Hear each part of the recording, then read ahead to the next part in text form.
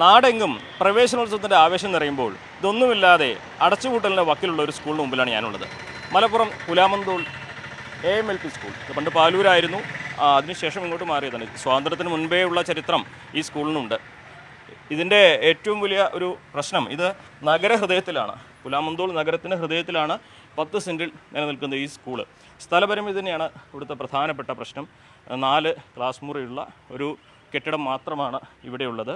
കഴിഞ്ഞ വർഷം 12 വിദ്യാർത്ഥികളായിരുന്നു ഉണ്ടായിരുന്നത് 4ാം ക്ലാസ് വരെയുള്ള ക്ലാസ്സുകളിൽ. കഴിഞ്ഞ വർഷം 3ലും 4ലും മാത്രമേ കുട്ടികളും ഉണ്ടായിരുന്നുള്ളൂ.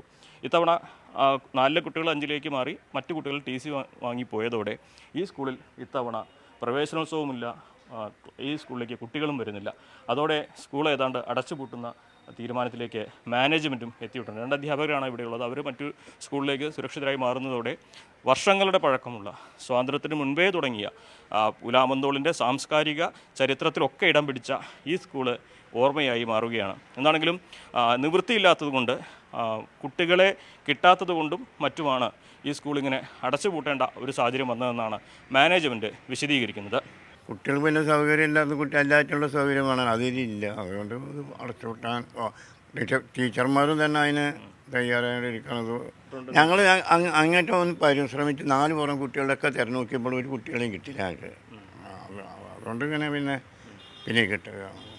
പുലാമന്തോളിൻ്റെ ചരിത്രത്തിൻ്റെ ഭാഗമായ ഈ സ്കൂൾ അടച്ചുപൂട്ടുന്നത് വലിയ വേദന ഉണ്ടാക്കുന്ന കാര്യമാണെന്ന് എല്ലാവരും ഒരുപോലെ തന്നെ പറയുന്നു. ഇത് സർക്കാർ ഏറ്റെടുത്ത് മറ്റൊരു സ്ഥലത്തേക്ക് മാറ്റുകയാണ് വേണ്ടതെന്നും സർക്കാർ ഇക്കാര്യത്തിൽ ഇടപെടണമെന്ന ആവശ്യമാണ് ഇവിടെ വ്യാപകമായിട്ട് ഉയരുന്നത്. ഇത് അടച്ചുപൂട്ടുന്നത് ഒരു ദേശീയ പാരമ്പര്യത്തിന് തന്നെ കളങ്കം ചാർത്തുന്ന ഒരു അവസ്ഥയായിട്ട് മാറുകയാണ്.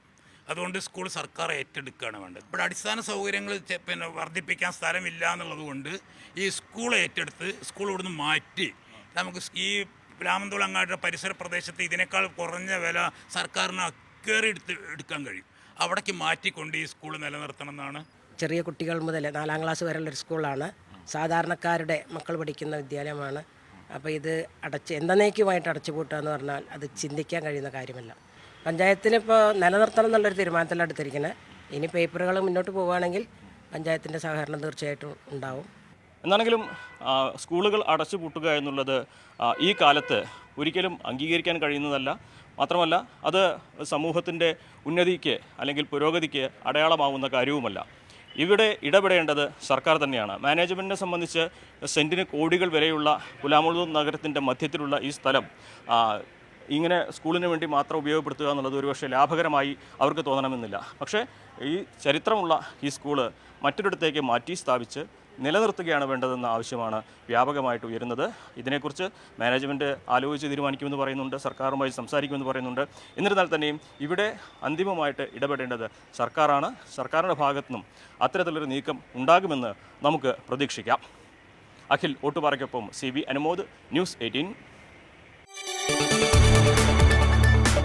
കൂടുതൽ വാർത്തകൾക്ക് news 18 Keralam YouTube channel subscribe ചെയ്യുക.